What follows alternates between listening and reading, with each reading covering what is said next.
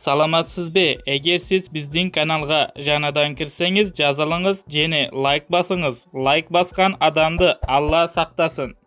Манчестер Сити Манчестер Юнайтедді жеңді. Манчестер Сити Англия кубогының финалында Манчестер Юнайтедді ұтты. Уэмблиде өткен кездесуде Илкай Гундоган 14 секундта есеп ашса, 33 минутта Бруно Фернандеш пенальтиден таразы басын қалпына келтірді. 1-1. Екінші таймның 51 минутында Гундоган дубль жасады. 2-1. Ақырында бұл нәтиже өзгермей, Премьер Лиганың чемпионатынан кейін Манчестер Сити Англия кубогының иегері атанды.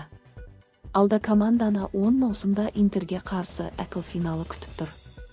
Англия кубогы финал Манчестер Сити Манчестер Юнайтед 2-1. Голдар 1-0, 1 Гундоган 1-1-33, пенальти Бруно Фернандеш 2-1. Манчестер Сити Ортега, Уокер, Рубен Диас, Аканджи, Стоунс, Гундоган, Брюйне, Фоден. 76. Гриалиш 3.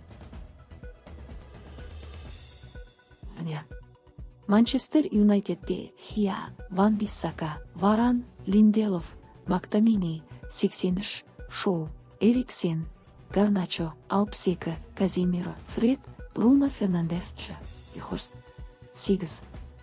Ескертулер Ван Биссака 45, Фред 79, Ортега 81.